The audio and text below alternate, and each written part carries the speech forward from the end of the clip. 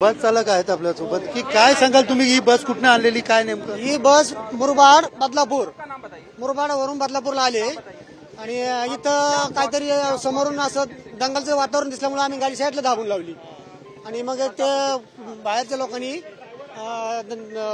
गाडीवर दगडफेक केली।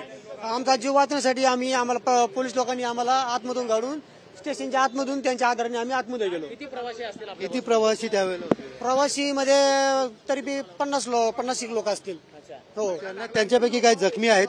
जखमी नाही, आपण आरडाओरडा गोंधळ झाला सगळा, त्यांनी पण त्यांचा जीव वाचवला, आम्ही आमचा जीव वाचवला। दगड मारले एवढे? हो, इथे सर्व आले, आम्ही लपून बसलो गाडीमध्ये। आता काय बसची परिस्थिती आहे? कुठनं येत होती बस आणि कुठे जात? मुरबाड वरून बदलापूरला येत होते आणि आता बदलापूर वरून परत मुरबाडला वापस जाणार होते।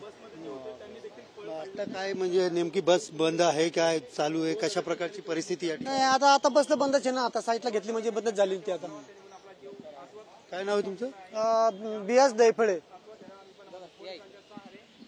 जे होते बस चालक, जे बस घेऊन येत होते, 50 पेक्षा अधिक प्रवासी जे आहेत ते या बसमध्ये होते आणि मुरबाडवरनं ही आलेली बस होती आणि बदलापूरमध्ये येतानाच अचानक या बसवरती जवळना आंदोलनकर्ते जे आहेत त्यांनी दगड मारण्यास सुरुवात केली व दगड मारल्यानंतर या ठिकाणचे जे प्रवासी आहेत, बस चालक असतील, कंडक्टर असेल, त्यांच्यामध्ये भीतीचं वातावरण निर्माण झालं आणि भीती निर्माण झाल्यानंतर या ठिकाणी त्यांनी बसमध्येच काही बस चालक जे ते लपून राहिले। मात्र थोड्या वेळानंतर त्या ठिकाणी आपण पाहायला गेलं तर थोड्या वेळानंतर त्या ठिकाणी पोलीस जे आहे ते गोळा झाले आणि पोलिसांनी या ठिकाणी परिस्थिती नियंत्रणात आणत त्या 50 प्रवासी असेल, त्याचबरोबर जे बस चालक असतील किंवा कंडक्टर असतील त्यांना सुखरूपपणे या ठिकाणी बाहेर काढल्याचं माहिती जी आहे ती बस चालकांनी दिलेली आहे।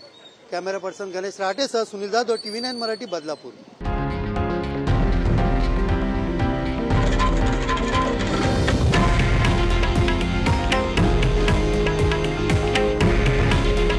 हे आहे देशातील नंबर 1 न्यूज नेटवर्क आणि आपण पाहत आहात TV9 मराठी।